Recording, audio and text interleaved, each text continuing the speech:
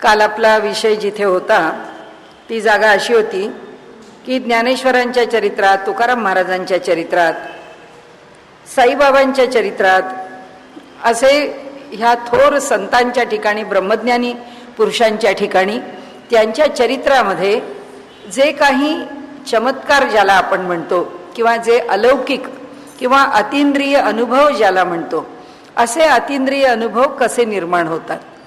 कारण हे ब्रह्मज्ञानी पुरुष आहेत, त्यांना या जगात काही मोठेपण मिळवायचं नाही, त्यांना या जगातल्या कुणाकरता काही मोठेपणा करून काही दाखवायचं नाही आहे की अमक्याकरता अमुक गोष्ट दाखवली, अमुक एका व्यक्तीने अमुक एक काही सिद्धीनी करून दाखवलं, आम्ही त्याच्यापेक्षा अधिक करून दाखव, असं काही नाही आहे. कोणती स्पर्धा नाही, कोणती सत्ता नाही, कोणती लोकेशणा नाही, कोणती धनेशणा नाही, कोणत्याच बाबतीमध्ये कशाचंच आकर्षण नाही, असं ज्यांचं स्वरूप आहे हे सगळे ब्रह्मज्ञानी आहेत. त्यामुळे लक्षात आपल्याला एक घ्यायला पाहिजे की हे सगळे ज्ञानी पुरुष आहेत. या ज्ञानी पुरुषांना एकदा ब्रह्माचं ज्ञान झाल्यानंतर अन्य कशाच्याही विषयी आकर्षण नाही. मग हे कसं निर्माण होतं असा आपल्याला तो विषय आहे आत्ताचा आपल्या ह्या कालच्या सूत्रामध्ये जो अर्धवट राहिलेला आहे तो असा विषय आहे.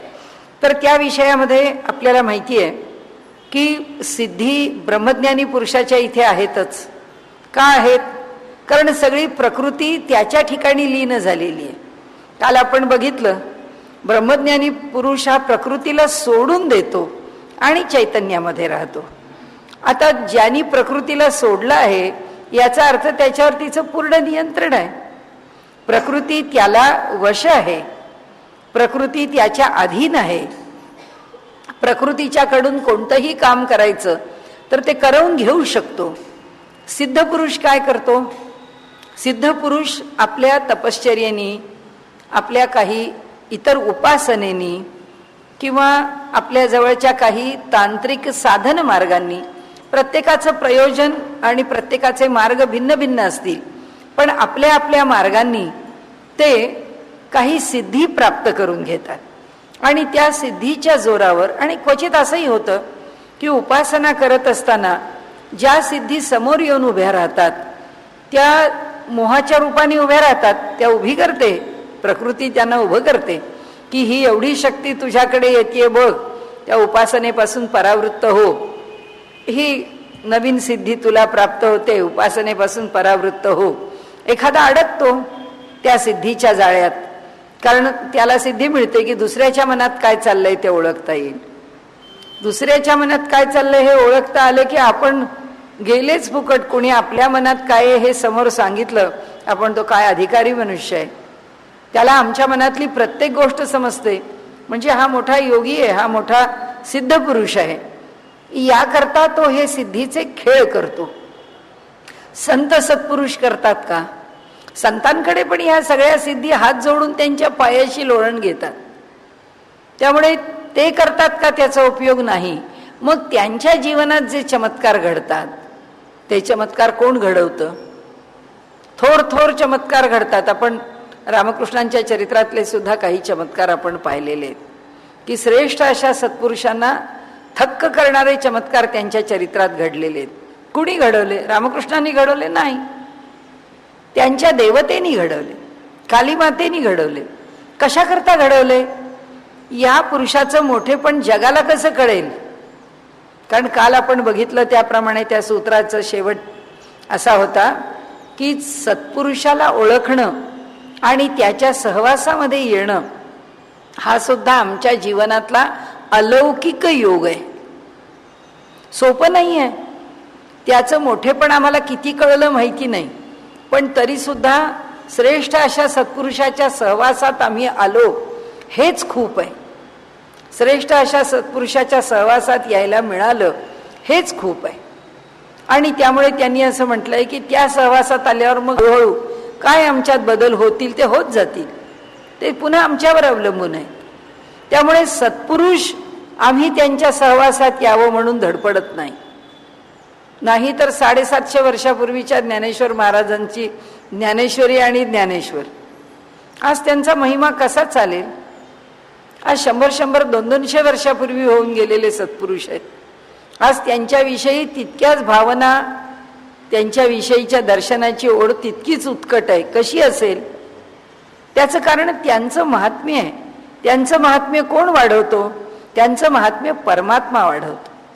सत्पुरुषांच्या चरित्रामध्ये जे चमत्कार होतात ते सत्पुरुष करत नाहीत, ते परमात्मा करतो.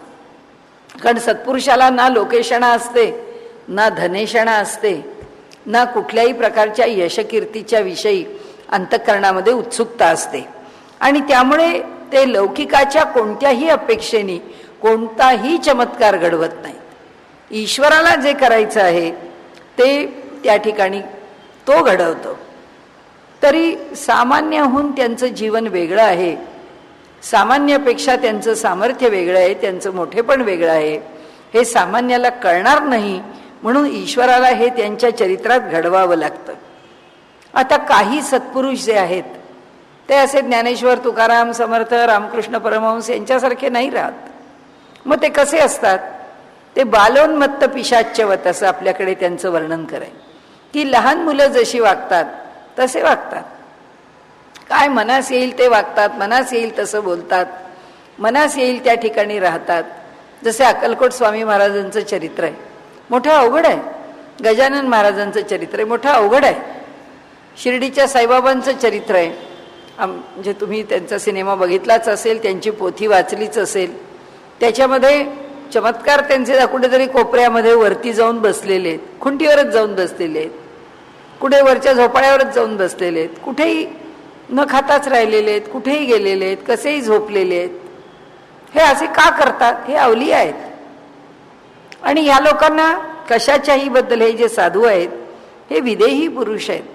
देहाच्या ठिकाणी आकर्षण नाही, देहाच्या माध्यमातून ते जगत पण नाही.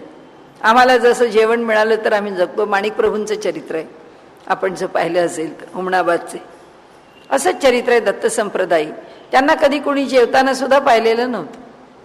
कोणी जर म्हटलं अहो तुम्ही नाही जेवलात, जेवतो ना म्हणायचं. झोळीतून एक चतकोर भाकरी काढायचे आणि एवढं तिखट जाळ, अगदी लाल लाल लाल अशी लसणीची चटणी तिखट काढायचं, त्याच्याबरोबर ती एवढीशी भाकरी, त्याच्यावर एवढं मोठं देह चालतो दिवस रात्र. त्यांना भोजन बिजन कशाचं काही पडलेलं नाहीच आहे. तो देह जो आहे त्या देहातच ते या अशा अवलिया भावानी राहत आहेत. देह आपला आमच्यासारखा चार लोकांसारखा वरून आहे, पण आतून ते वेगळेच आहे. श्रीपाद श्रीवल्लभ सगळे तिन्ही अवतार दत्तात्रेयांच्या संप्रदायामधले. त्यानंतर हे सगळे जे नरसोबाच्या वाडीचं आपल्याला नरसिंह सरस्वती, ही सगळी केवढी थोर चरित्र आहेत. ह्या थोर चरित्रांच्या ठिकाणी जर आपण पाहिलं तर ह्यांचा जगाशी काही संपर्क नाही, यांना जगातून काही घ्यायचं नाही. ह्यांचं चरित्र यांना जसं घडवायचं आहे तसंच घडवलेलं आहे. आपल्याला माहिती आहे श्रीशैल्यला त्यांनी आपला देह सोडल्यानंतर सांगून टाकलं, मी आपल्याला प्रसाद म्हणून फुलं पाठवून देईन. पानावरती फुलांच्या सहित ती पानं आली, त्यांच्या पादुका. काय सगळं चरित्रच अद्भुत आहे. आपल्याला त्याच्यात जास्त पुढे जायचं नाही. आपण जेव्हा गोश्वारा घेऊ तेव्हा काही गोष्टी पाहू आपण. आत्ता आपल्याला जरा सूत्र पुढे न्यायची आहेत. त्यामुळे ते म्हणतात की हे असे बालोन्मत्त पिशाच्यवत त्यांचं जे वर्तन आहे ते आम्हाला वेगळं वाटतं. आता ते तुकाई महाराज, गोंदवलेकर महाराजांचे गुरु, कुणी मनुष्य जवळ यायला लागला की त्याला दगड फेकून मारायचं, त्याला जवळ येऊच द्यायचे नाहीत. आता आपल्याला काय मनुष्य वेडा का शहाणा, पण त्यांचं वर्तन सरळ आहे. त्यांना ही असली माणसं जवळ नकोच आहेत, ते कशाला जवळ येऊ देतील. त्यांना फक्त ज्याला जवळ येऊ द्यायचंय त्यालाच फक्त ते जवळ येऊ देतात, बाकीच्यांना हकलून देतात. म्हणजे आमच्या दृष्टीने ते पिशाच्यवत, आमच्या दृष्टीने ते अवलिया, आमच्या दृष्टीने ते वेगळे वागतात, पण त्यांच्या दृष्टीने ते सरळच वागत असतात. ते त्यांचा व्यवहार जो आहे ते असाच करतात. पण ज्ञानेश्वर महाराज, तुकाराम महाराज ते अशा व्यवहारात जात नाहीत. का जात नाहीत? रामकृष्ण त्या अशा व्यवहारात जात नाहीत. का जात नाहीत? कारण त्यांच्याकडे लोकसंग्रहाचं काही काम देऊन ठेवलेलं आहे आणि त्यामुळे बाहेर ते लोकांच्या मध्ये जेवढं मिसळायचंय माफक तेहून लोकांपर्यंत पोचतच नाहीत. पण लोक त्यांच्यापर्यंत जेव्हा येतात तेव्हा आलेल्या लोकांना ते नाकारत नाहीत, आलेल्या लोकांना ते दूर करत नाहीत. आणि त्यांचं वर्णन असं केलंय, बहिस्संगी अंतस्त्यागी. योग वासिष्ठामध्ये प्रभू रामचंद्रांना उपदेश करताना वसिष्ठ महामुनींनी म्हटलंय की लोके विहर राघव, ह्या लोकांच्या मध्ये असाच व्यवहार कर. कसा? बहिस्संगी अंतस्त्यागी. बाहेरून लोकांना असं वाटेल की ह्या माणसाचं पूर्ण लक्ष आहे व्यवहारामध्ये, हा मनुष्य पूर्णपणे व्यवहारामध्ये बुडलेला आहे, जागरूक आहे, सजग आहे आणि व्यवहार फार काटेकोरपणाने पाहतो आहे. व्यवहारामध्ये त्या व्यवहाराशी जोडलेला आहेस असाच व्यवहार कर, पण अंतस्त्यागी, आतून मात्र पूर्ण विरक्त राहा. हे या सत्पुरुषांचं लक्षण वसिष्ठ महामुनींनी रामाला सांगितलेलं आहे योग वासिष्ठामध्ये. आणि ते म्हणतात की जे लोक देह धरून या पृथ्वी तलावरती येतात ते सगळेच असा व्यवहार करतात, ते सगळेच या पद्धतीने राहतात. त्यांचा अंतरंग भिन्न आहे, त्यांचा व्यवहार भिन्न आहे. अतएव चानन्याधिपती, या सत्य संकल्पत्वामुळेच ज्ञानी जीवाला दुसरा शासक नाही. आता पुन्हा मागचा झालेला विषय सत्य संकल्प. हे जे ज्ञानी पुरुष आहेत असा जन्म घेऊन आलेले आहेत. आता तुकाराम महाराजांवर कुणाचं नियंत्रण आहे? ज्ञानेश्वर महाराजांवर कुणाचं नियंत्रण आहे? समर्थांवर कुणाचं नियंत्रण आहे? ठाकूरांवर कोणाचं नियंत्रण आहे? कुणाचं नियंत्रण नाही आहे. पण ते कसे आहेत? ते मुळात स्वतःच सत्य संकल्पामध्ये. सत्य संकल्प याचा अर्थ काय? सत म्हणजे जो संकल्प शाश्वत आहे, जो संकल्प स्थिर आहे, जो संकल्प जगाला बदलणारा आहे, अशा संकल्पात तेच असल्यामुळे त्यांना कोणी शास्ता नाही, त्यांच्यावर कुणाचं अनुशासन नाही. आणि आमच्यावरती कुणाचं अनुशासन आहे? ईशावास्यमिदं सर्वम. ह्या जगामध्ये जे जे काही आहे तिथे ईश्वर हा आलेलाच आहे जानोस्याला. ईशावास्यमिदं सर्वम यत्किंच जगत्याम जगत. जे जे काही जगामध्ये आहे त्या सगळ्याचा शासक हा ईश्वर आहे. आमचा शासक ईश्वर आहे, त्यांचा शासक ईश्वर नाही आहे. त्यांचा ते स्वतः ब्रह्मच आहेत, त्यामुळे त्यांचं शासन करणारा कोणी नाही. आणि म्हणून ते सांगतात की जो ब्रह्मज्ञानी पुरुष झाला त्याला कुणी शास्ता राहिला नाही, त्याच्यावर कुणी शासन करणारा राहिला नाही. जिथे अपूर्णता असते तिथे सत्ता चालते, जिथे पूर्णता आहे तिथे काही सत्तेचा प्रश्न येत नाही. आणि त्यामुळे म्हणाले हे सगळं जे जग आहे हे अशा निस्पृह पुरुषांना तृणवत आहे. निस्पृहस्य तृणम जगत असं म्हटलेलं आहे की निस्पृह पुरुषाच्या ठिकाणी जग हे गवतासारखं तुच्छ आहे, त्यांना ह्या जगातून काही घ्यायचंच नाही आहे. आणि म्हणून त्यांनी इथे असं वर्णन केलंय की आता असा जो ब्रह्मज्ञानी पुरुष आहे तो आम्हाला भेटेल का? तो आम्हाला भेटला नाही. आम्हाला असं वाटतं की अरे इतकं लोक वर्णन करतात, आम्ही या सत्पुरुषांच्या काळात असतो तर आम्ही त्यांना पाहिलं असतं. सत्पुरुष म्हणतात आत्ता सुद्धा बघा ते आहेच, त्यांची सत्ता कायमच आहे, त्यांचं सामर्थ्य कायमच आहे. आमचा अधिकार असेल तर ते आम्हाला दर्शन देतील, आमचा अधिकार असेल तर ते आमच्यासमोर प्रकट होतील. का नाही प्रकट होणार? आणि म्हणून त्यांनी इथे असं म्हटलंय की त्यांच्याच सत्तेने अनेक गोष्टी चालत असतात, त्यांची सत्ता चालत असते. कशी चालत असते?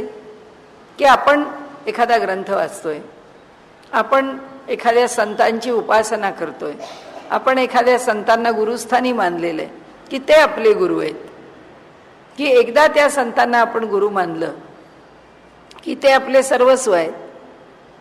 मग ते आपल्याला राखतच असतात, ते आपल्याला भेटतच असतात, ते आपल्याला दर्शन देतच असतात, ते आपल्यावर कृपा करतच असतात.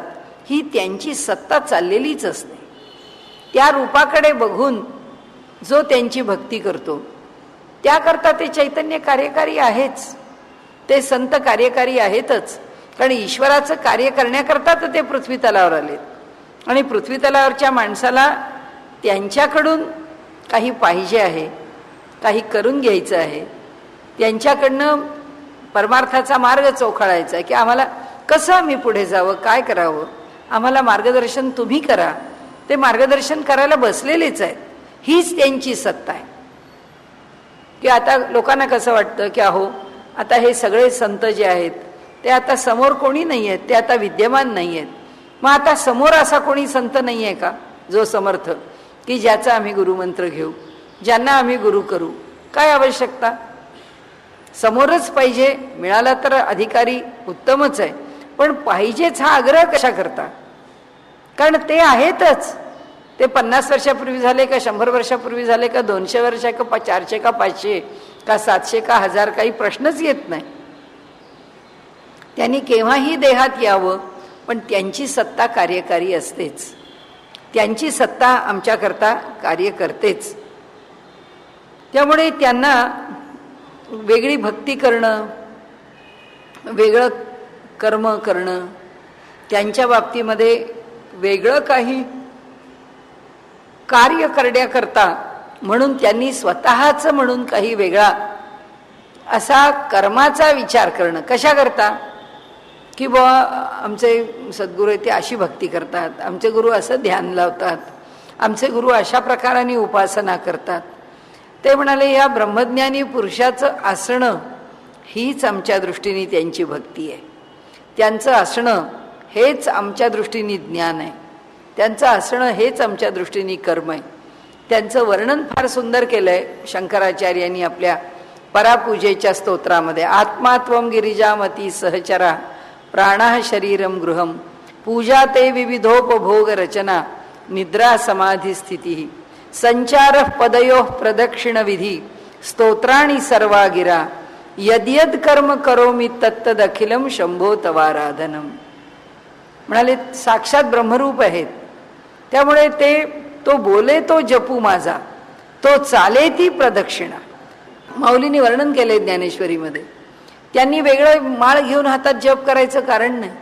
ते जे बोलतात तो जपच आहे, ते झोपतात ती त्यांची समाधीच आहे, ते चालतात ती त्यांची प्रदक्षिणाच आहे, ते त्यांचं तीर्थाटनच आहे.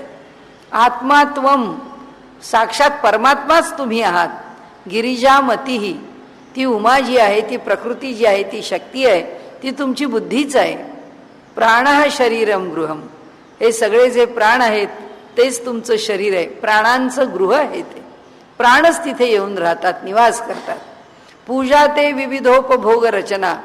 दिवसभरात तुम्ही आंघोळ करता, हिंडता, फिरता, बोलता, हसता, लोकांची चौकशी करता, भोजन घेता, हे सगळं तुमचा हा जो उपभोग आहे.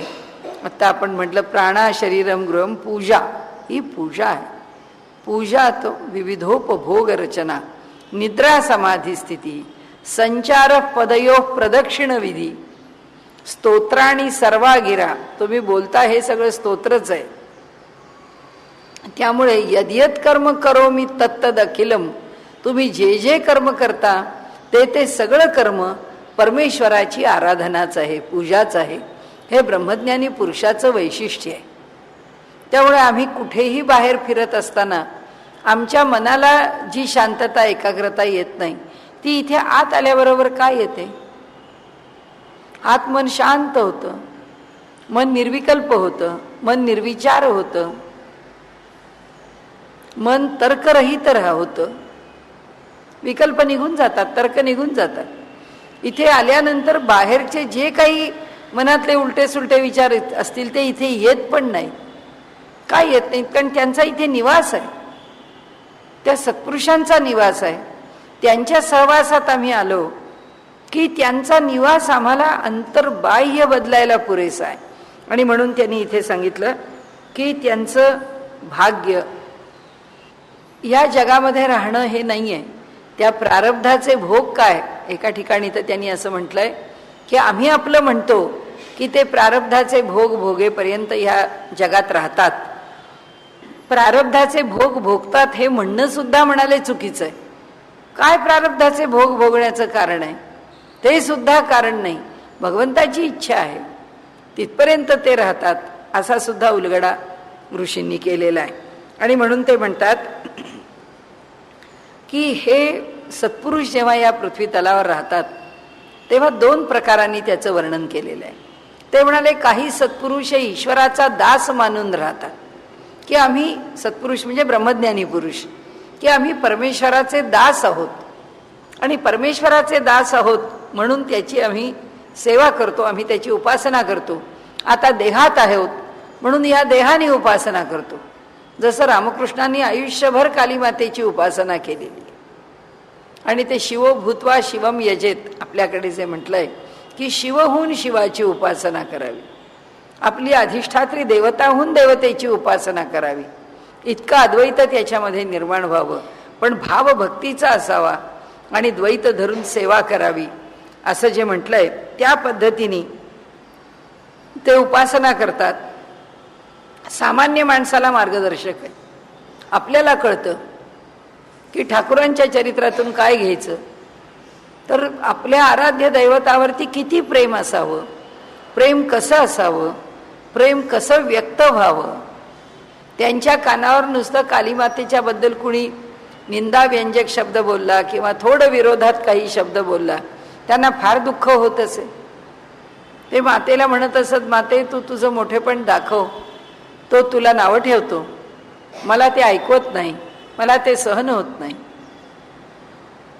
त्याचं कारण काय की त्यांना आपल्या आराध्य दैवतेला कुणी काही म्हणणं हे त्यांच्या भक्तीला सहनच होत नाही.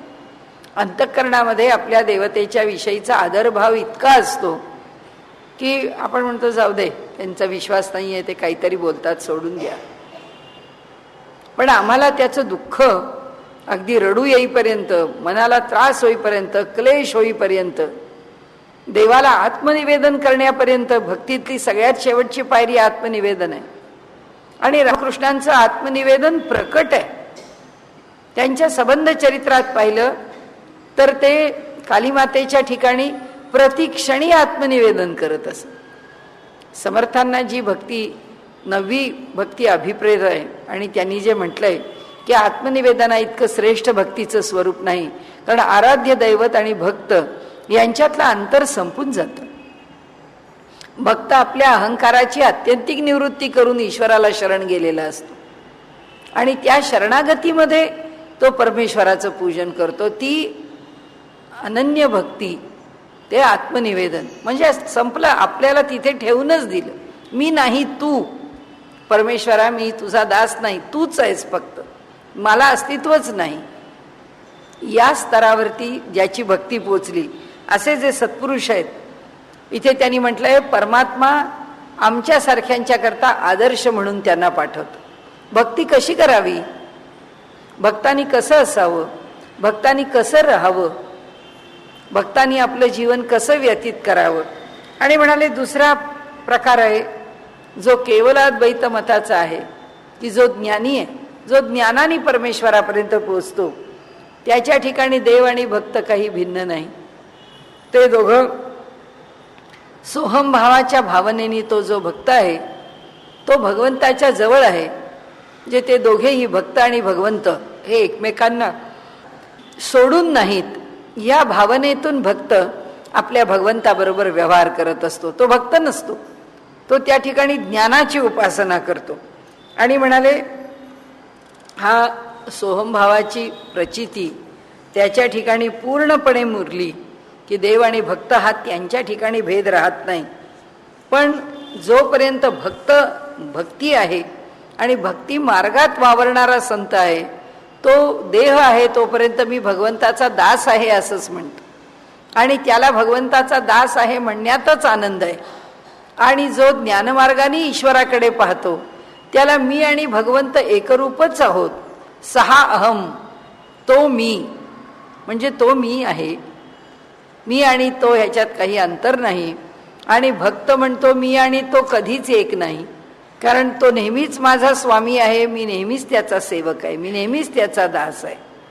शंकराचार्यांनी सुद्धा म्हटलंय की ईश्वर परमात्मा हे त्यांच्या ज्ञानमार्गाला पुढे उपयोगाला येत नाही, फक्त चित्तशुद्धीपर्यंत ईश्वराची उपासना त्यांनी मान्य केली आहे. त्यामुळे ईश्वर भाव वेगळा घेऊन त्यांची उपासना पुढे जात नाही, ती ज्ञानमार्गाने सोहम साधनेनी ज्ञानाच्या मार्गाने पुढे जाते. तरी सुद्धा शंकराचार्य म्हणतात भावाद्वैतम सदा कुर्यात, क्रियाद्वैतम न करहचित, अद्वैतम त्रिषु लोकेषु नाद्वैतम गुरुणासह.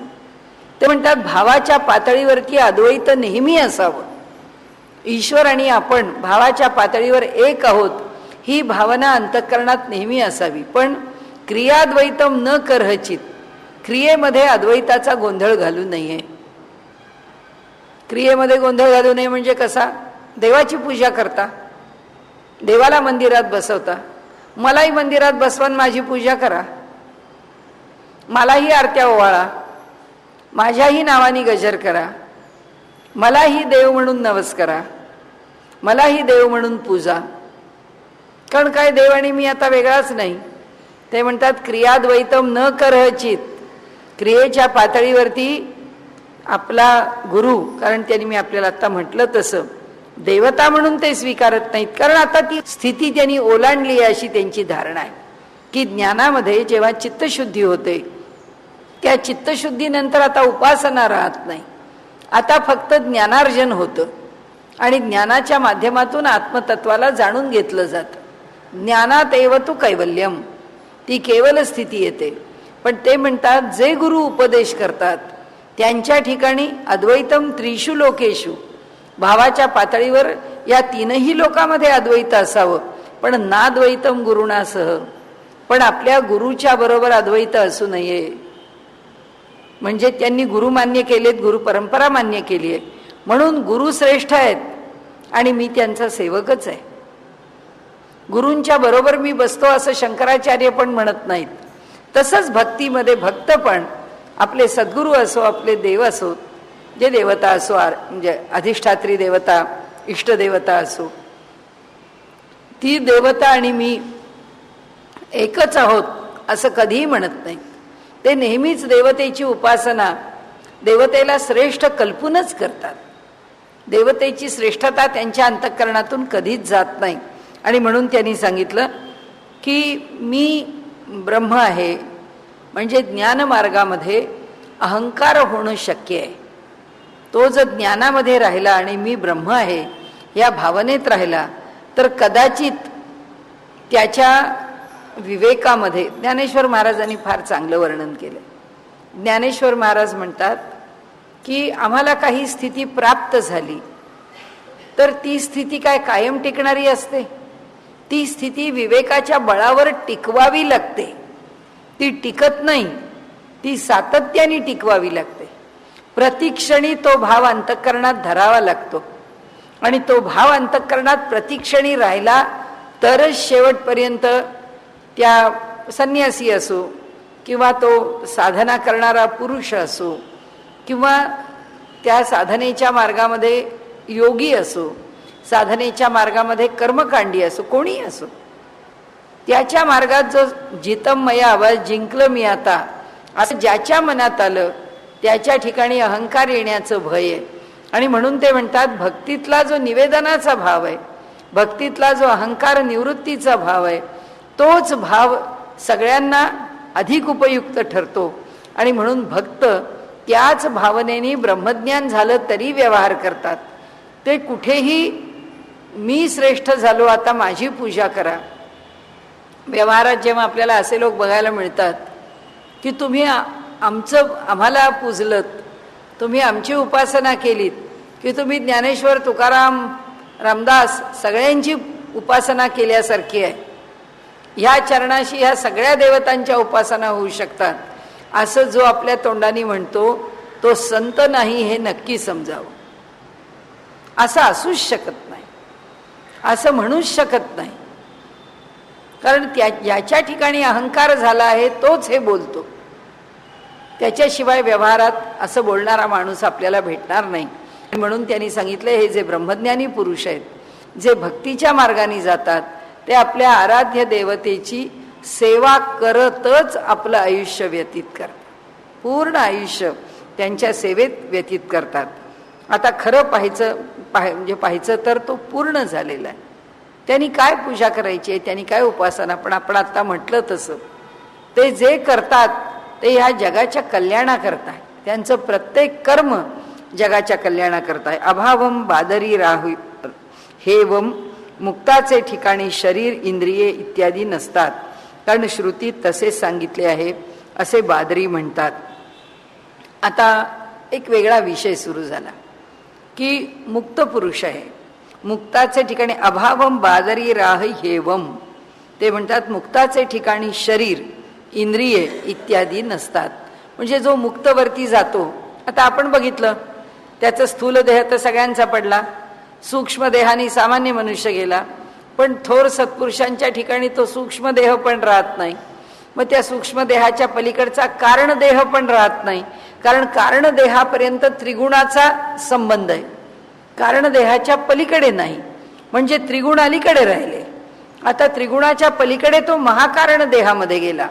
मग आता बादरींचं मत असं आहे की ते म्हणतात मुक्ताच्या ठिकाणी शरीर किंवा इंद्रिय ही नसतात, कारण श्रुतीत तसेच सांगितले आहे, असं बादरींचं मत आहे. महर्षी बादरी असं म्हणतात की हा ब्रह्मभावाला प्राप्त झालेला जो, आता जीव कसं म्हणणार, तो ज्ञानी, तो म्हणाले तो जो मुक्त जीव आहे त्याला ब्रह्मलोकामध्ये संचार करताना तो मग कशाने संचार करतो, असा प्रश्न आता आला की त्याला शरीर आहे की नाही. कारण त्याला इकडे तिकडे हिंडायचं फिरायचं त्या ब्रह्मलोकामध्ये, म्हणजे त्याला काहीतरी पाहिजे ना साधन इकडून तिकडे जाण्याला. तर म्हणाले ते कसे व्यवहार करतात, तर ते मनोमय रूपाने व्यवहार करतात. म्हणजे केवळ, आता त्याची सुद्धा एक उलगड मी आपल्याला नंतर मांडते, आत्ताच एक फक्त विषय घेऊन आपण पुढे जाऊ, कारण त्या सगळ्या सूत्रांच्या शेवटी त्याचा निष्कर्ष घेऊ. आता मनोमय रूपाने वावरतात, म्हणजे मनच त्यांचा डोळा होतो, मनच त्यांचा कान होतो, मनच त्यांचं मुख होतं, मनच त्यांचे श्रोत्र होतात, सगळं काही मन आकार धारण करतात आणि आपल्या इच्छा पूर्ण करण्यामध्ये तो रमून जातो. त्याच्याकरता जो निर्वाळा दिलेला आहे आपल्याला किंवा जो संदर्भ दिलेला आहे तो संदर्भ असा आहे, अथयो वेदेदम मनवा नीती स आत्मा मनोस्य दैवम चक्षुः सवा एष एतेन दैवेन चक्षुषा मनसैतान कामान पश्यन रमते य एते ब्रह्मलोके. हा त्याचा संदर्भ दिला की ब्रह्मलोकामध्ये हा गेल्यानंतर हा मनुष्याच्या सारखा हातापायानी जात नाही, पण त्याच्या ठिकाणी जे मन आहे त्या मनाचाच डोळा होतो, मनाचेच कान होतात आणि त्याच्यातून तो सगळं पाहतो. भावम जैविनी विकल्पा मननात, विकल्प सांगितला असल्यामुळे मुक्ताला शरीर इंद्रिये असतात असे जैमिनी म्हणतात. आता जैमिनी म्हणतात, आपण म्हणतात असं काही आम्हाला पटत नाही, कारण असं सांगितलेलं नाही आहे. विकल्प म्हणजे तुम्ही सांगितलं आहे, या मताला एक पर्यायी मत आहे. विकल्प या शब्दाचा अर्थ पर्याय, की आम्ही पर्यायी काही मत आहेत. तर पर्यायी मत काय आहे, तर त्यांनी सांगितलं जैमिनी मुनींनी की ब्रह्मलोकामध्ये ब्रह्मज्ञानी पुरुष जो आहे तो आपल्या इच्छेप्रमाणे देह किंवा इंद्रिय धारण करतो. कारण आपल्याकडे म्हटलंय ना, सायुज्य मुक्ती ही जी स्थिती आहे, वैकुंठामध्ये जाऊन राहणारे हे जे ब्रह्मज्ञानी पुरुष आहेत ते त्या ठिकाणी वैकुंठ लोकामध्ये ईश्वराच्या भेटीचा आनंद उपभोगतात. आता ह्या जैमिनी मताकरता एक छांदोग्याची श्रुती आधार आहे. त्या श्रुतीत त्यांनी म्हटलंय, न पश्यो मृत्युम पश्यती न रोगम नोत दुःखाताम सर्व पश्यहा पश्यती सर्वम आपनोती सर्वशः. म्हणाले त्याच्या ठिकाणी जे निर्माण होतं ते काय आहे, तर म्हणाले हा जो आत्म्याला पाहतो तो मृत्यू पाहत नाही. छांदोग्यात म्हटलंय त्याप्रमाणे तो कधी पिडला जात नाही, त्याला कधी दुःख होत नाही, रोगाने किंवा दुःखाने तो हैराण झाला आहे असंही कधी होत नाही. तो आत्मरूपाने सर्वाला पाहतो आणि त्याला सगळं काही बघायला मिळतं. जेव्हा त्याला आत्मरूपाची प्राप्ती होते तेव्हा त्याच्या इच्छेप्रमाणे, आता इथे पुढची श्रुती आहे, तर ती जी श्रुती आहे ती श्रुती अशी आहे, त्याचं वर्णन इथे केलेलं आहे त्यांनी. ते वर्णन असं आहे छांदोग्यातलं, स एकधा भवती स त्रिधा भवती पंचधा सप्तधा नवधा चैव पुनश्चैकादश स्मृतः शतं च दशचैकश्च सहस्राणी च विंशती. असं छांदोग्यात वर्णन केलंय. म्हणजे तो काय होतो, तो एक होतो, तो तीन होतो, तो 5 होतो, तो 7 होतो, तो 11 होतो, तो 100 होतो, तो 1000 होतो. अशा प्रकारे तो कितीही आकार घेऊ शकतो. म्हणाले आत्मज्ञान झाल्यानंतर सगळ्या ग्रंथी सुटून गेल्यानंतर सुद्धा हे असं कसं होतं, हा विकल्प काय सांगितलाय तो आता इथे सांगतायत. म्हणजे लक्षात आता आपण काय ठेवायचं की बादरींचं मत असं आहे की ब्रह्मलोकाला गेल्यानंतर देहाचा आश्रय घेण्याची काही आवश्यकता नाही, तिथे देहाची काही गरज पडत नाही. तिथे आपल्या मनानेच सगळ्या इंद्रियांचा जो काही कार्यभाग आहे तो सगळा साधला जातो आणि तेवढ्याच माध्यमामधून तो जीव त्या ब्रह्मलोकाचा म्हणजे तो ज्ञानी पुरुष, मुक्त पुरुष त्या ब्रह्मलोकाचा आनंद लुटतो. त्याच्यावर जैमिनी मुनी काय म्हणतात, ते म्हणतात अहो असं नाही, या आत्मज्ञानी पुरुषाकरता या ज्या छांदोग्याच्या श्रुती आहेत त्या श्रुतीमध्ये असं सांगितलंय की 1दा 3दा 5दा 7दा 11दा 100दा 1000दा तो असे देह धारण करतो. मग आता तो पर्याय कशा करताय, म्हणजे ब्रह्मलोकाला गेल्यानंतर सुद्धा तो देह धारण करतो असं म्हटलेलं आहे. मग आता त्यांनी त्यांचं उदाहरण दिलं. ते म्हणाले की ब्रह्मलोकाला गेल्यानंतर सगळ्या ग्रंथी म्हणजे सगळे बंध हे सुटून गेलेले आहेत. आता कोणताच बंध नाही. असा बंध नसलेले जे ऋषी आहेत म्हणजे सनत कुमार आदी आहेत, सनक, सनंदन, सनातन, सनत कुमार असे हे जे 4 बंधू आहेत हे कसे आहेत, हे वास्तविक पाहता हजारो वर्षांनी वयाचे आहेत. म्हणजे कितीतरी वर्षांचे आहेत ते, आपल्याला स्व माहित नाही त्यांचं वय काय. पण ते कसे आहेत, ते फक्त 5 वर्षाच्या मुलासारखे आहेत. त्यांनी स्वतःला आपल्याला 5 वर्षाच्या बालकांसारखं ठेवलंय. कारण भगवंताची भक्ती करताना त्यांना बालभावाची आवड आहे, ते बालभावात राहिलेले आहेत. आणि म्हणून त्यांनी इथे म्हटलं की अहो बघा, हे जे सनत कुमार आहेत हे देहधारण करून आहेत ना. कारण आम्ही त्यांचा उल्लेख ऐकतो, भागवतात उल्लेख आहे, अनेक पुराणात उल्लेख आहे, त्यांनी उपदेश केला आहे असा उल्लेख तर छांदोग्य उपनिषदामध्ये आहे. नारद आणि सनत कुमार यांचा संवाद आहे. नारदांनी सांगितलं मी एवढी भक्ती केली, सगळं केलं, पण तरी सुद्धा मला ज्ञान पाहिजे आहे आणि मला अजूनही जे समाधान म्हणतो ते समाधान मला आपण आपल्या उपदेशाने द्या. आणि मग तो सनत कुमारांशी बोललेले आहेत. म्हणजे उपनिषदांच्या मध्ये सनत कुमार हे ब्रह्मज्ञानी पुरुष हे देह धारण करून आहेत. मग जैमिनी म्हणतात की हे जे बादरी आम्हाला जो विषय सांगतात की मनच सगळं काम करतं, असं कसं, त्याला पर्यायी, त्याला विकल्प हा इथे आपल्याला बघायला मिळतो. मग त्याला उत्तर काय, तेव्हा दुसरा विकल्प म्हणजे दुसरं उदाहरण दिलं की स्वतः नारद हे ब्रह्मज्ञानी झाले, देवर्षी झाले आणि देवर्षी नारदांना सुद्धा सर्वत्र संचार आहे, देह आहे, देहावरती माळा घातलेल्या आहेत फुलांच्या, नंतर तुलसीच्या आपण म्हणायचं, तिकडे त्या वैजयंतीच्या म्हणतात भगवान विष्णूच्या गळ्यामध्ये, असं म्हणतात तुळशीपेक्षा वैजयंती वनस्पती वेगळी आहे आणि त्यामुळे तुळशीच्या माळापेक्षा वैजयंतीच्या माळा वेगळ्या, अशी एक धारणा आहे आपल्याकडे. हातामध्ये फुलं घालतात नारद, हातात माळा घालतात, गळ्यात माळा घालतात, केस बांधतात, चना माळा घालतात, गळ्यामध्ये विणा घेतात आणि नारायण नारायण नारायण असा जप करत त्रिलोकामध्ये संचार करतात असं म्हणाले वर्णन आहे. मग हे सुद्धा ब्रह्मज्ञानी पुरुष आहेत, मग हे देहानी कसे वावरतात. म्हणून त्यांनी म्हटलं की या जैमिनींनी की याचा अर्थ असा की छांदोग्य उपनिषदावरून आपल्या असं लक्षात येतं की जे ब्रह्मज्ञानी पुरुष आहेत ते सुद्धा देह धारण करतात, ते सुद्धा देहाने वावरतात. म्हणाले की त्यात 3धा भवती, 5धा भवती, 100धा भवती, सहस्रधा भवती, ह्याच्यातून सुद्धा आपल्याला कळतं की ते देह धारण करतात. 3 प्रकारांनी, 5 प्रकारांनी, 5 वेळा देह धारण करतात. 12शाह व दुभय विधम बादरायणोतः, देह असणे किंवा नसणे दोन्ही संभवते.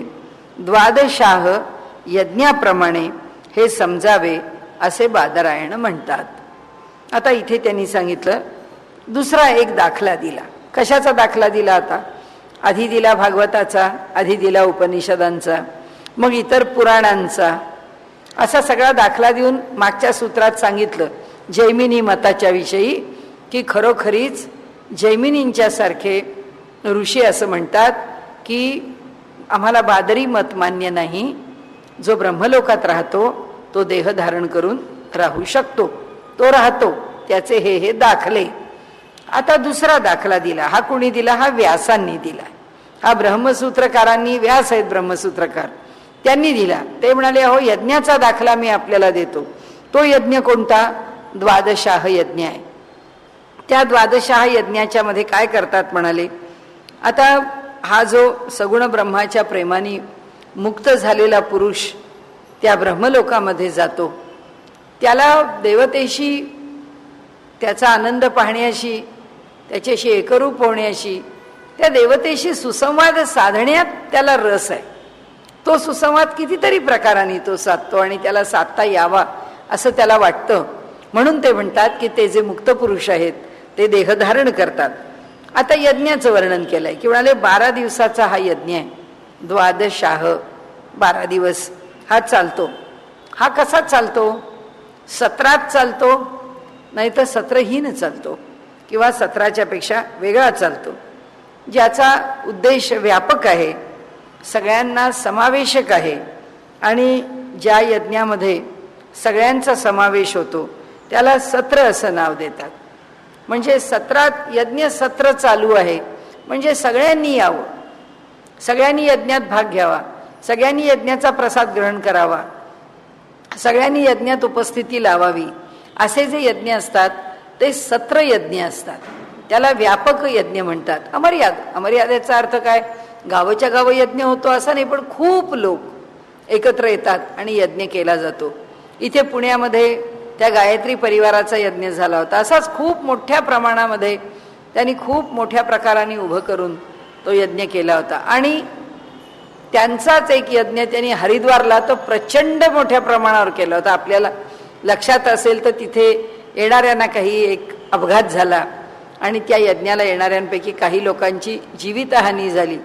आणि त्यावेळी त्या सर्व लोकांना अत्यंत दुःख झालं की तो हरिद्वारमध्ये गायत्री परिवाराचाच यज्ञ होता, की आम्ही एवढा मोठा यज्ञ संपन्न केला आणि आमच्या यज्ञामध्ये अशी जीवितहानी का झाली? म्हणजे आमच्याकडून काय चुकलं, आमच्याकडून काय दोष निर्माण झाला म्हणून या यज्ञामध्ये अशा प्रकारची हानी झाली. सांगण्याचा हेतू असा आहे, प्रचंड व्यापक प्रमाणावरती तो सत्र यज्ञ आहे जो अत्यंत व्यापक आहे. मर्यादाही नाही, कोणालाही यायला ज्याच्यामध्ये मज्जाव नाही. सगळ्यांनी यावं, सगळ्यांनी यज्ञात सहभाग घ्यावा आणि यज्ञाची सेवा करावी. आता ज्या ठिकाणी उद्देश मर्यादित आहे असा जो यज्ञ असतो त्याला अहीन यज्ञ असं म्हणतात. आणि तिथे जे यज्ञ कर्म केलं जातं तिथे अशा यज्ञामध्ये त्यांनी असं म्हटलंय की भगवंताची सेवा करण्याची जे लोक इच्छा करतात ते काय करतात? ते देह धरूनच, देह धारण करूनच त्याच्या जवळ जाण्याची इच्छा करतात आणि त्याच्या सेवेची आपल्या ठिकाणी संधी शोधतात. ज्यांना भगवंताशी एकरूप होऊन जायचं आहे ते त्याच्याशी मिसळून जातात. त्यांना मिसळून जाण्यातच समाधान वाटतं. आता त्यांना देह धारण करण्याचं प्रयोजन नाही आणि त्यामुळे विदेहमुक्ती आणि जीवनमुक्ती हे 2 प्रकार केलेत असं पुन्हा या सूत्राच्या खाली त्यांनी त्याला अनुलक्षून सांगितलंय. आणि ते म्हणतात की इथे जैमिनी आणि बादरी या दोघांच्याही मताचा आपल्याला समन्वय करता येतो. म्हणजे आत्तापर्यंत आपण ह्या सूत्राखाली काय बघितलं की जो मुक्त पुरुष आहे तो ब्रह्मलोकात गेल्यानंतर देह धारण करून परब्रह्माशी एकरूप होतो का देह न धारण करता एकरूप होतो, हा मागचा प्रश्न आहे. त्यातल्या बादरींच्या दृष्टीने देह धारण करत नाही आणि जैमिनीच्या दृष्टीने देह धारण करतो. आता इथे व्यास हे सूत्र लिहितात, त्या सूत्राला या यज्ञाचा दाखला देतात. द्वादशाह हा 12 दिवसांचा व्यापक यज्ञ आहे आणि हा यज्ञ 2 प्रकारांनी संपन्न होतो. एक तर असा व्यापक 17 मध्ये संपन्न होतो आणि नाही तर अहीन नावानी मर्यादित स्वरूपामध्ये हा यज्ञ संपन्न होतो. आणि त्यामुळे ते इथे म्हणतात की वरती म्हणजे ब्रह्मलोकामध्ये सुद्धा भगवंताशी एकरूप कोण होऊन जातात? ज्यांना पुन्हा काही करण्याची इच्छा नाही आहे, ज्यांना भगवंताच्या भक्तीमध्ये रंगून भगवंताच्या बरोबर तिथे राहण्याची त्या ठिकाणी उत्कंठा नाही आहे, तर त्यांना फक्त भगवंताशी एकरूप होण्याची उत्कंठा आहे. एकरूप होऊन जायचंय त्यांना भगवंताशी, बाकी त्यांना कशाचीच अपेक्षा नाही. ते काय करतात? ते म्हणाले भगवंताशी एकरूप होत. पण ज्यांना भगवंतामध्येच इतका रस आहे की तू राहतोस या तुझ्या वैकुंठ लोकात, आम्हाला पण राहायचं आहे, आम्ही पण असेच राहणार, तुला मदत करणार, तुझ्या बरोबर व्यवहार करणार, तुझ्या बरोबर हिंडणार फिरणार, तू म्हणशील ती आम्ही तुझी सेवा करणार, तू देशील ते घेणार आणि तू करशील तो अनुग्रह आम्ही प्रेमाने स्वीकारून इथे मोठा तुझ्या सहवासाचा आनंद उपभोगणार, असे जे आहेत ते काय करतात? असे श्रेष्ठ ब्रह्मज्ञानी ज्ञानेश्वरांच्या रूपाने येतात, समर्थांच्या रूपाने येतात, कबीरांच्या रूपाने येतात, पुरंदरदासांच्या रूपाने येतात, जन्म घेतात. भगवंत सांगतो जा कर्नाटकामध्ये पुरंदरदास म्हणून काम करून ये. भगवंत सांगतो जा कबीराच्या रूपाने. हिंदू का मुसलमान माहिती नाही, उपासना कोणती माहिती नाही, एक भगवंताचं नाव. कहेत कबीर सुनो भाई साधो असं म्हणून उपदेश करणार, सगळ्यांना करणार, सारखाच करणार. भगवंत जे सांगेल ते काम येऊन खाली येणार घेऊन आणि तिथे पण त्याच्या आनंदामध्ये राहणार. असे जे आहेत ते व्यास महर्षी म्हणतात की ह्या दोघांच्याही भावना योग्य आहे. आम्हाला बादरींची भावनाही योग्य आहे, आम्हाला जैमिनींची भावनाही मान्य आहे. आम्ही समन्वयाने असं म्हणतो की ज्याला भगवंताशी एकरूप व्हायचंय तो एकरूप होईल, ज्याला भगवंतापासून अलग राहून भगवंताचा प्रेम आनंद लुटायचा आहे तो ते लुटेल आणि त्याला मदत करण्याकरता पुन्हा अवतार घेऊन खाली येईल. तन्व भावे संध्यव दुपपत्ते हे शरीर नसते तेव्हा स्थिती झोपल्याप्रमाणे असते. आता ज्यांनी परमात्म्यामध्ये एकरूप व्हायचं ठरवलं तो कसा असतो त्याचं वर्णन केलंय. ते म्हणाले असा जो मुक्त पुरुष आहे तो मुक्त पुरुष परमात्म्यामध्ये एकरूप होऊन जातो आणि तिथे त्याची जाणीव कशी राहते? त्या जाणीवेचं स्वरूप काय असतं? गाढ झोपेतलं असतं, दुसरं काही नसतं. जसं गाढ झोपेत मनुष्य झोपेचा आनंद घेतो पण आम्हाला कळत नसतो, पण तो आनंद घेत असतो झोपेमध्ये. कारण तो आनंद घेतल्याशिवाय का आम्हाला उठल्यावर बरं वाटतं, ताजतवानं वाटतं, की झोप झाल्याचा आनंद वाटतो. तसा तो जो मुक्त आहे तो परमेश्वराच्या मध्ये सामावून गेल्यानंतर गाढ झोपेत असल्यासारखा आनंदाचा अनुभव घेतो. फक्त गाढ झोपेत आपल्याला आनंदाचं ज्ञान नसतं, त्याला गाढ झोपेमध्ये असल्यासारख्या स्थितीमध्ये आनंदाचं ज्ञान असतं. त्याला तिथे आनंदाचं ज्ञान आहे, की अज्ञानातली स्थिती नाही आहे, की ज्ञानातली स्थिती आहे. आणि म्हणून त्याला तिथे आपण आनंदात आहोत याची जाणीव आहे, फक्त जाणीव आहे त्या गाढ झोपेतल्यासारखी. भावे जागृतवत शरीर असते तेव्हा स्थिती जागृतीतल्याप्रमाणे असते. मग आता ह्या दुसऱ्यांचा विषय, आता हे कुणाची सूत्र आहेत चाललेली? व्यासांची. हे मत आता व्यास सांगतायत आपल्याला उपनिषदावरून. ते म्हणतात जे लोक परमात्म्याशी एकरूप होऊन जातात ते आनंदाचा अनुभव त्याच्याशी गाढ झोपेत जसे आम्ही एकरूप होतो तसा एकरूप होऊन त्या आनंदाचा अनुभव आता ते तसं घेत पडून राहिलेले आहेत. पण ज्यांना असं नको आहे, जे देह धारण करतात ते आम्ही जागा असल्यावर जसा आनंद घेतो तसा घेतात. भगवंत जेवतो आहे, भगवंत खातो आहे, भगवंत विहार करतोय, भगवंत बासरी वाजवतोय, भगवंताच्या बरोबर आम्ही भजन करतोय, भगवंताची गीतं गातोय. त्या वैकुंठ लोकामध्ये सुद्धा मोठी मजा आहे. तिथे सुद्धा भजन आहे, तिथे सुद्धा कीर्तन आहे, तिथे सुद्धा नामस्मरण आहे, तिथे सुद्धा जल्लोष आहे. कारण त्या भक्तांना जो आनंद होतो तो आनंद ते भक्त प्रकट करतात. म्हणाले अगदी शुद्ध उत्कट भावानी भक्त भगवंताला च्या जवळ जातो, भगवंताला आलिंगन देतो, भगवंताच्या जवळ बसतो, भगवंताच्या चरणावर बसतो. नंतर म्हणाले नामदेवासारखा भक्त असतो तो म्हणतो लढीवाळपणाने भगवंता मी तुझं कीर्तन करतो, मला कीर्तन करू दे, मला कीर्तनामध्ये आनंद आहे. तुलसीदासांच्या सारखे कथा गातात, ते म्हणतात, प्रभू रामचंद्रा, तुमचं रामायण पृथ्वीवर गाऊन पुष्कळ आलो, आता तुम्हाला रामायण ऐकवतो तुमच्या साकेत लोकामध्ये. आणि म्हणून त्या साकेत लोकामध्ये तुलसीदासांच्या सारखे त्यांना रामायण ऐकवतात. पूर्णप्रज्ञ मध्वाचार्यांच्या सारखे ज्यांना पूजा पद्धतीचा थाट खूप आवडतो, ते आपल्या ठिकाणी थाटात ईश्वराची पूजा करत राहतात, रोज करतात. सुंदर भजन म्हणतात, आळवतात, वीणा घेऊन त्यांचं नामस्मरण करतात, जयघोष करतात. आणि ते म्हणतात की असं ह्या भक्तीचं विशाल जे विश्व आहे ते विश्व तिथे प्रकट होतं. म्हणजे त्या वैकुंठ लोकामध्ये तिथे कुणाला कुणाकडनं देणं घेणं काही नाही, फक्त भगवंताचं त्या ठिकाणचं त्यांनी असं म्हटलेलं आहे की इथे त्यांनी भाष्य करताना म्हटलंय की भजनामध्ये रंगून जावं हे तुकाराम महाराज करतात. आणि म्हणाले रामकृष्ण परमहंसांचं इथे वर्णन केलंय. त्यांनी म्हटलं रामकृष्ण काय करतात त्या वैकुंठ लोकामध्ये, तर भक्तिभावाचं एक विशाल विश्व उभं करतात की सगळे धर्म आहेत, सगळे पंथ आहेत, सगळे विचार आहेत. ज्या सगळ्या धर्मपंथ विचारांनी रामकृष्णांनी साधन इथे केलं, त्याही ठिकाणी म्हणाले रामकृष्णांच्या सारखे सगळ्या प्रकारच्या ईश्वर रूपाचा अनुभव तिथे घेतात. आणि म्हणून ते दिव्य देहानी ब्रह्मलोकामध्ये सगळे निवास करतात, अत्यंत सुखाच्या अमृतामध्ये न्हावून निघतात आणि ईश्वराच्या सानिध्यामध्ये आपल्या स्वतःला कृतार्थ मानतात. अनेक प्रकारांनी ईश्वराचं भजन करण्याकरता देह आणि इंद्रियांना धारण करतात.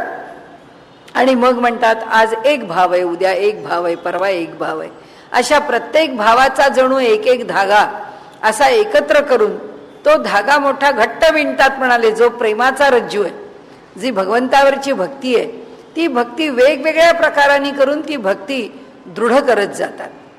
आणि त्या भक्तीचं जे स्वरूप आहे, त्या भक्तीची मजा जी पृथ्वीतलावर नाही ती वैकुंठ लोकात विशेष आहे. आणि म्हणाले म्हणून नामदेवांना तर पृथ्वी तलावरच विठ्ठलाच्या पंढरपुराचं इतकं प्रेम आहे की ते म्हणतात जेव्हा नवते वैकुंठपुर तेव्हा होते पंढरपूर.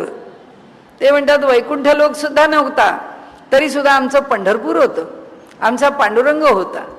आणि त्यामुळे ही जी नगरी आहे पंढरपूरची किंवा ही पंढरी नगरी, ही नगरी म्हणजे साक्षात भूवैकुंठ आहे, या भूतलावरचं वैकुंठ आहे. त्यामुळे आम्हाला कुठं जायचंच नाही, रडायलाच लागतात विठ्ठलाकडे, मला विठोबा मला तुझ्या जवळून लांब सोडू नको. आणि जाताना स्वा म्हणतात भगवंताच्या दारातली पायरी होऊन राहणार आहे, तिथे दारात समोर उभं राहिलं की भगवंत दिसलाच पाहिजे. म्हणून पांडुरंगाच्या दर्शनाला जाण्याचं जे महाद्वार आहे त्या महाद्वारातच नामदेवांची पायरी आहे.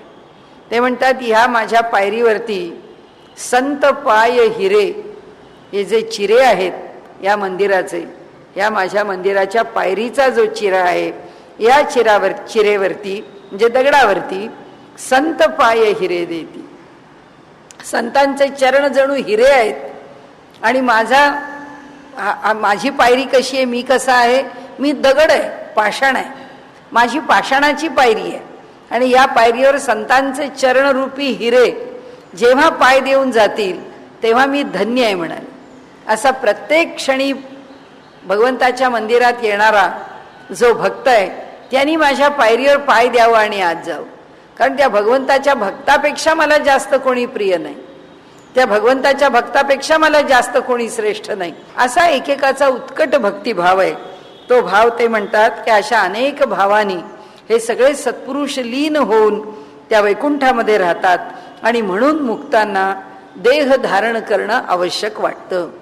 म्हणून हे जे मुक्त पुरुष आहेत ते देह धारण करून भगवंताच्या भक्तीचा जो आनंद आहे तो लुटतात. प्रदीप वदावेशस्तथाही दर्शयती, मुक्त पुरुषाचे दिव्याप्रमाणे व्यापकत्व असते.